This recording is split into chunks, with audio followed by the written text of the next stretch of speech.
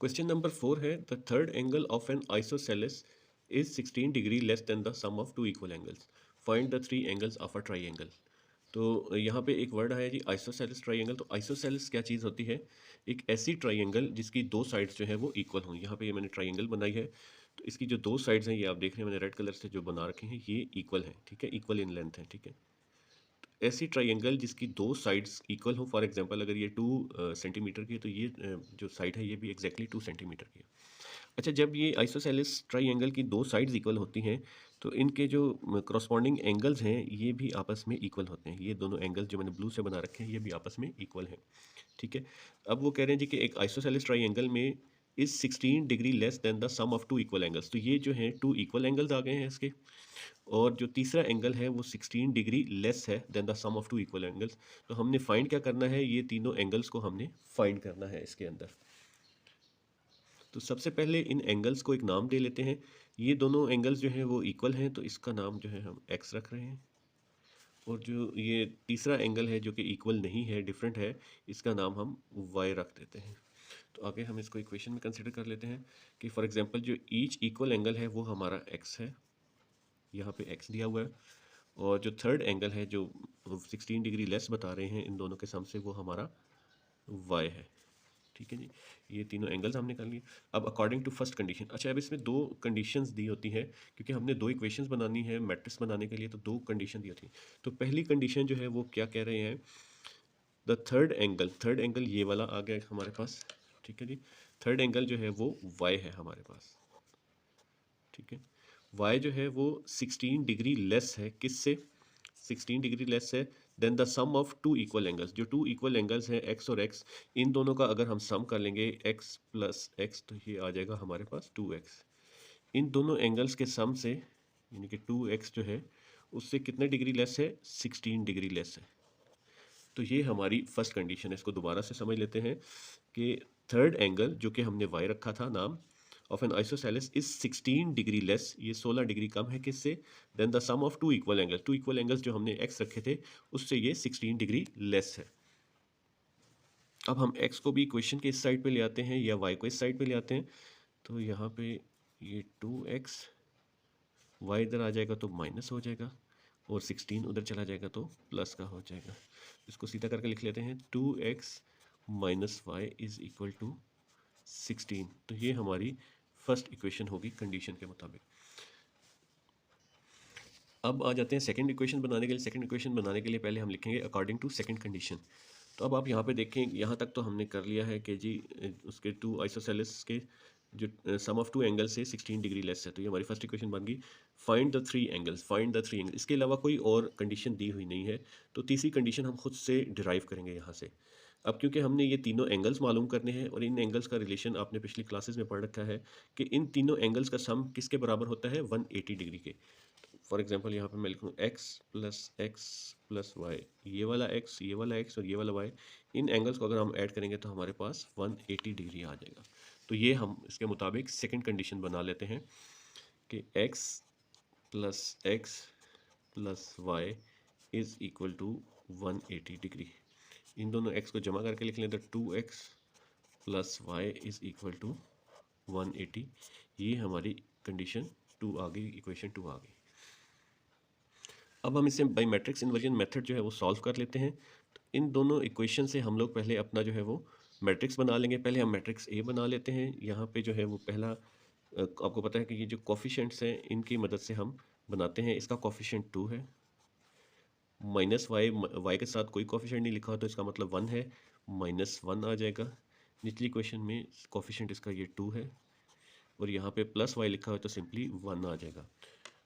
Next column जो है हम लोग कॉन्स्टेंट्स का बनाते हैं, एक में x लिख लेते हैं और एक में y, ऊपर x और यहाँ पे y लिख लेते हैं। और लास्ट जो कोफिशिएंट है, लास्ट जो मैट्रिक्स है हमारा वो इस कांस्टेंट से बनेगा 16 और 180, 16 और यहाँ पे 180 आ जाएगा। इन मैट्रिक्स के नाम रख लेते हैं। इस मैट्रिक्स को a कहते हैं, इसको हम x कहते हैं और इसको b कहते हैं। हमने चूँकि x और y की वैल्यू तीनों एंगल्स मालूम करना है तो x को हम इधर ही रहने देंगे, ए को इक्वेशन की दूसरी तरफ ले आएंगे तो इन्वर्स, और ये बी। तो ये हमने फाइंड आउट करना है मैट्रिक्स इन्वर्जन मेथड में। ए का इन्वर्स मालूम करने के लिए सबसे पहले हम ए का डिटर्मिनेंट फाइंड आउट करेंगे। डिटर्मिनेंट कैसे फाइंड करते हैं, जो डायगोनल एंट्रीज हैं उनको हम आपस में मल्टीप्लाई करते हैं, 2 multiply by 1 minus non diagonal entries को आपस में 2 मल्टीप्लाई बाई -1, तो ये आ जाएगा हमारे पास 2 1 इज़ 2 और माइनस माइनस प्लस हो जाएगा 2 1 इज़ 2, तो ए का डिटर्मिनेंट हमारा 4 आ जाएगा। अब हमने इस ए का जो है वो मालूम करना है कि डिटर्मिनेंट सॉरी एडजॉइंट निकालना है, तो एडजॉइंट मालूम करने के लिए ये जो डायगोनल एंट्रीज हैं 2 और 1 इनकी जगह आपस में तब्दील हो जाएगी,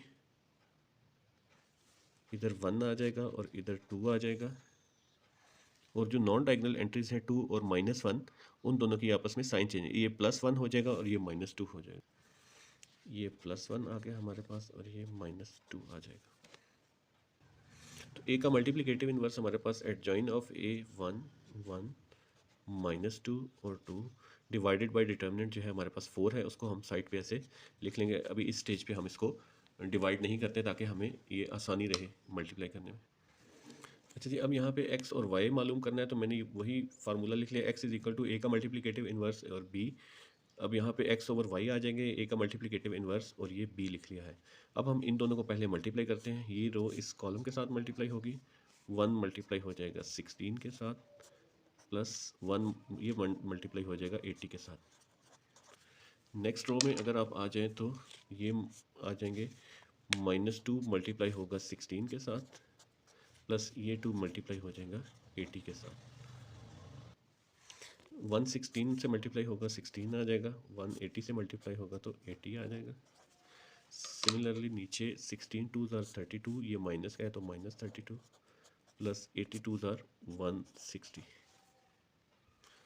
इन दोनों को प्लस करेंगे तो हमारे पास 96 आ जाएगा, और नीचे 360 में से 32 माइनस होगा तो 328 आ जाएगा।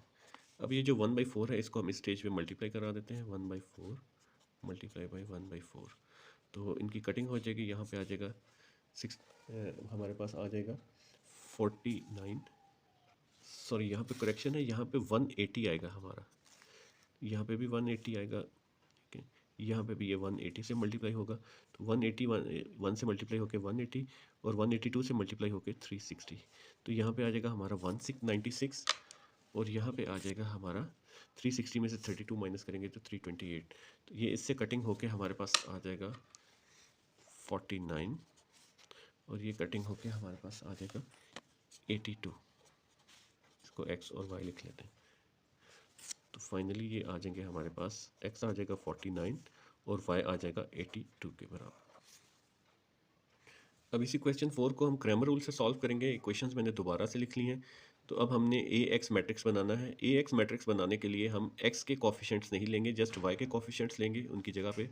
यहाँ पे ये -y है तो -1 आ जाएगा, यहाँ पे +y है तो 1 आ जाएगा, ठीक है, और x की जगह पे इसके कांस्टेंट्स आ जाएंगे, यहाँ पे 16 और यहाँ पे ये 180 आ जाएगा।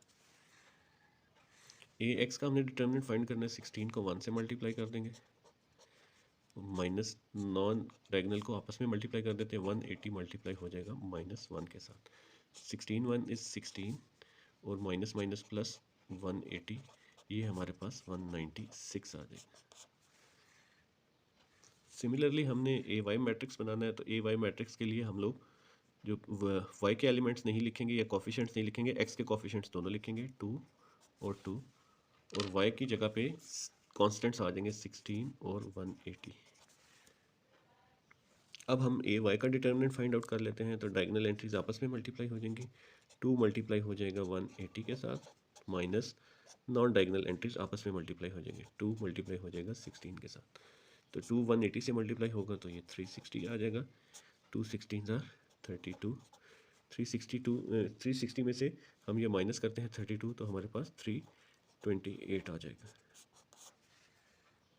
एक्स फाइंड आउट करने का फार्मूला है, ए एक्स का डिटर्मिनेंट को हम ए के डिटर्मिनेंट से डिवाइड करेंगे। ए एक्स का डिटर्मिनेंट हमारे पास 196 है, और ए का डिटर्मिनेंट जो हमने मैट्रिक्स इन्वर्जन में मालूम किया था वो 4 है, तो इन दोनों की कटिंग हो जाएगी, 4 4 ज़ार 16, 4 9 ज़ार 36, तो ये हमारे पास 49 आ जाएगा। इसी तरह से हम वाई का डिटर्मिनेंट वाई मालूम करने के लिए इसको ए वाई के डिटर्मिनेंट को ए से डिवाइड करेंगे, तो ए वाई का डिटर्मिनेंट हमारे पास है 328 और ए का डिटर्मिनेंट हमारे पास 4 है, इनकी कटिंग करेंगे तो 4 8 ज़ार 32, 4 2 ज़ार 8, तो ये हमारे पास 82 आ जाएगा। हमारा x जो है वो 49 और y जो है वो 82 आ जाएगा। इसका ये आंसर है। और ये सेम जो हमारा मैट्रिक्स इन्वर्जन में 49 और 82 आया था, ये बिल्कुल सेम वही आंसर है। तो ये हमारा आंसर आ गया। इसको आप चाहें तो गिवन कंडीशन से भी वेरीफाई कर सकते हैं कि ये जो इक्वल एंगल था x, इसको अगर 49 को 49 में ऐड करें तो 98 आता है। उसमें से हम 82 को सब्ट्रैक्ट करेंगे तो 16 लेस है। तो ये हमारा आंसर, इस तरह भी आप अपने आंसर को वेरीफाई कर सकते हैं। क्वेश्चन नंबर 5 है हमारे पास। One acute angle of right triangle is 12 degree more than twice of other acute angle. Find the acute angles. अच्छा जी, सबसे पहले यहाँ पे आया है जी राइट ट्राइंगल। तो सबसे पहले एक्यूट एंगल। एक्यूट एंगल क्या होता है? ऐसा एंगल जो ज़ीरो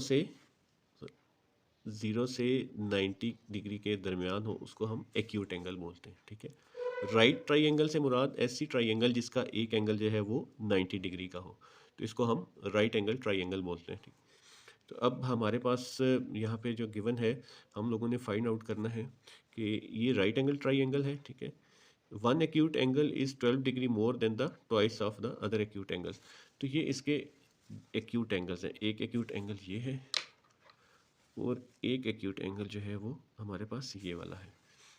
तो इनमें से एक एक्यूट एंगल जो है वो 12 डिग्री मोर से मतलब 12 डिग्री ज़्यादा है than the twice of other angle. यानी कि ये एंगल, इसको अगर हम इसको हम अगर x रख लेते हैं, इसको हम 2 से मल्टीप्लाई कर दें तो वो ट्वाइस कहलाएगा।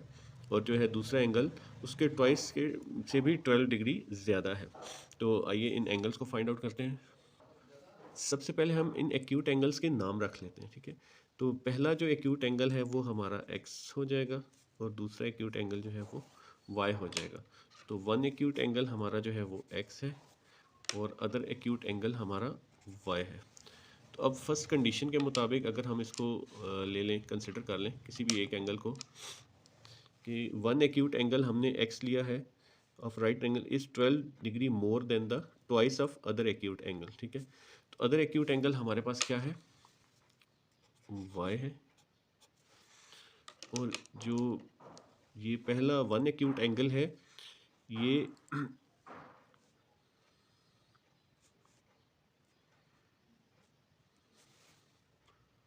अच्छा सॉरी, हम इसको ले लेते हैं। वन एक्यूट एंगल हमारे पास जो है वो x है। ठीक है जी। तो one acute angle of right angle triangle is 12 degree more. More का मतलब है कि प्लस करना है इसमें, किससे? Twice of other acute angle. ये जो एक्यूट एंगल है इससे ट्वाइस। ट्वाइस का मतलब क्या होता है कि 2 से इसको हम मल्टीप्लाई कर दें। ठीक है। Twice of other acute angle. तो अब इसको दोबारा पढ़ें कि वन एक्यूट एंगल जो कि x है of right angle is 12 degree more than twice of other acute angle जो हमारा y है। तो इसको अब हम अरेंज कर लेते हैं। x 2y इधर आएगा तो प्लस का यहाँ पे माइनस का हो जाएगा, इज़ इक्वल टू 12। तो ये हमारी फर्स्ट इक्वेशन बन गई है अकॉर्डिंग टू कंडीशन। अच्छा जी, अब सेकंड कंडीशन यहाँ पे नहीं दी हुई, हमने इन एक्यूट एंगल्स x और y को मालूम करना है। तो आप जानते हैं कि एक ट्राइंगल के अंदर टोटल एंगल्स जो है वो उनको अगर हम इकट्ठा कर लें, x प्लस वाई प्लस 90 जो है वो 180 के इक्वल होगा। x plus y plus 90 is equal to 180। अब 90 हमें मालूम है तो x प्लस वाई, ये 180 में से 90 इधर से निकाल देंगे तो कितना आ जाएगा हमारे पास? 180 माइनस 90, तो ये 90 डिग्री आ जाएगा। ठीक है। तो इसके मुताबिक हमने, क्योंकि x और y को फाइंड आउट करना है, तो x और y हमारे पास आ जाएगा 90 डिग्री। तो ये हमारी सेकंड कंडीशन बन जाएगी, सेकंड इक्वेशन बन जाएगी। अब हम इसको मैट्रिक्स इन्वर्जन मेथड से सॉल्व कर लेते हैं। मैट्रिक्स इन्वर्जन मेथड में हमने 3 कॉलम्स बनाने, 3 मैट्रिसेस सॉरी बनाने हैं। पहला मैट्रिक्स जो है वो कॉफिशेंट्स का होता है। इन इक्वेशंस के कॉफिशेंट्स लिख लेंगे। कॉफिशेंट्स बोलते हैं एक्स और वाई के साथ जो भी नंबर्स लिखा होता है। यहाँ पे एक्स के साथ कुछ नहीं लिखा, विच मीन्स कि यहाँ पे 1 है। यहाँ पे वाई के साथ -2 आ जाएगा। यहाँ पे इस एक्स के साथ 1 है, इस वाई के साथ भी कुछ नहीं लिखा तो +1 आ जाएगा। नेक्स्ट जो हमारा मैट्रिक्स होता है वो एक्स और वाई पे बेस करता है, जो हमने फाइंड आउट करना है, एक्स और वाई आ जाएंगे। और तीसरा जो हमारा मैट्रिक्स है वो इन कांस्टेंट 12 और 90, ऊपर 12 आ जाएगा और नीचे 90। इन मैट्रिसेस के नाम रख लेते हैं। तो ये हमारा ए मैट्रिक्स है, ये हमारा एक्स मैट्रिक्स है और ये हमारा बी। हमने चूँकि एक्स फाइंड आउट करना है तो एक्स को इधर ही रहने देते हैं, ए को इस साइड पे लेके आएंगे तो ए का इन्वर्स बन जाएगा और ये बी। तो अब मल्टीप्लिकेटिव इन्वर्स हमने ए का फाइंड करना है, तो उसके लिए हमें क्या रिक्वायरमेंट है, सबसे पहले हम ए का डिटर्मिनेंट फाइंड आउट कर लेते हैं। डिटर्मिनेंट फाइंड करने के लिए 1 और 1 आपस में जो डायगोनल एंट्रीज हैं ये मल्टीप्लाई हो जाती हैं और नॉन डायगोनल एंट्रीज जो हैं ये आपस में मल्टीप्लाई हो जाती हैं। तो 1 मल्टीप्लाई बाई 1 आ जाएगा, माइनस माइनस प्लस 1 2 से मल्टीप्लाई होगा तो 2। तो ए का जो है हमारे पास डिटर्मिनेंट वो 3 आ जाएगा। सिमिलरली हमने इस ए का एडजॉइन फाइंड आउट करना है। तो एडजॉइन ऑफ ए कैसे हम लिखते हैं, एडजॉइन होता है किसी भी मैट्रिक्स की डायगोनल एंट्रीज की जगह चेंज करनी है, इस वन को इस वन की जगह पे, इस वन को इसकी जगह पे, ये दोनों सेम है तो कोई फ़र्क नहीं पड़ेगा। और इन दोनों नॉन डायगोनल एंट्रीज के हम साइन चेंज करते हैं, ये -2 है तो +2 हो जाएगा, ये 1 है प्लस का तो ये -1 हो जाएगा। ए का मल्टीप्लिकेटिव इन्वर्स बनाना है तो एडजॉइन को ऊपर लिख लिया है और डिटर्मिनेंट से डिवाइड करना है। मैं इसको डिटर्मिनेंट को फिलहाल साइड पे लिख लेता हूँ, हम इसको मल्टीप्लाई करने के बाद जो है वो डिवाइड करेंगे। अब हमने वही इक्वेशन जो ड्राइव की थी उसको लिख लिया है और यहाँ पे x की वैल्यूज़ आ गई, यहाँ पे ए के डिटर्मिनेंट की, ए के मल्टीप्लिकेटिव इन्वर्स की वैल्यू आ गई और यहाँ पे बी मैट्रिक्स आ गया। तो ये हमने जो है x और y फाइंड आउट करना है। तो इसको सबसे पहले मल्टीप्लाई करते हैं, ये रो इस कॉलम से मल्टीप्लाई होगी, 1 मल्टीप्लाई होगा 12 के साथ,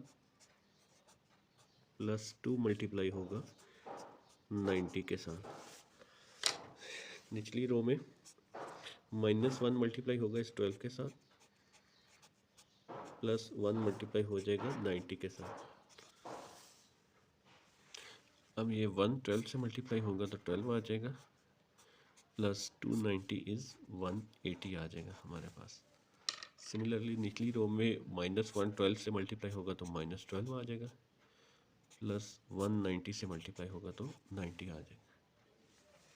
12 + 180 ये हो जाएगा 192 और पिछली रो में 90 में से 12 माइनस करते हैं तो 78 आ जाता है। अब ये जो 1/3 था इसको मैं इन दोनों से मल्टीप्लाई कर दूंगा इस स्टेज पे, 1/3 और ये 1/3। तो 3 की कटिंग जब 192 से करेंगे आप तो ये 64 आ जाएगा और ये हमारे पास आ जाएगा 26। तो x और y हमारे पास आ जाएंगे फाइनली 64 और 26 आ जाएंगे। तो ये हमारा सॉल्व हो गया बाई मैट्रिक्स इन्वर्जन मेथड्स। अब हमने इसको क्रैमर रूल से सॉल्व करना है। तो क्रैमर रूल के लिए यहाँ पे जो है वो हम लोग मैट्रिक्स ए एक्स बनाएंगे। ए एक्स मैट्रिक्स में एक्स के कोफिशिएंट्स नहीं लिखे जाएंगे, वाई के कोफिशिएंट्स लिखेंगे। यहाँ पे ये -2 आ जाएगा, यहाँ पे वाई के साथ कुछ नहीं लिखा हो तो +1 है तो 1 आ जाएगा और जो कॉन्स्टेंट्स हैं वो एक्स की जगह पे आ जाएंगे, ऊपर 12 आ जाएगा और नीचे 90 आ जाएगा।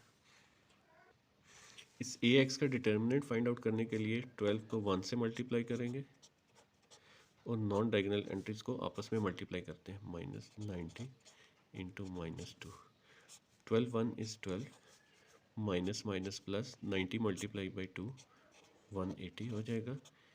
तो हमारा ये जो है 192 आ जाएगा। सिमिलरली हम ए वाई जो है वो बना लेंगे मैट्रिक्स। ए वाई मैट्रिक्स में जो एक्स के कॉफिशेंट्स हैं वो आ जाएंगे, यहाँ पे एक्स के साथ कुछ नहीं लिखा हुआ विच मीन्स 1 है, साइन भी नहीं है तो प्लस के 1 है तो दोनों 1 आ जाएंगे।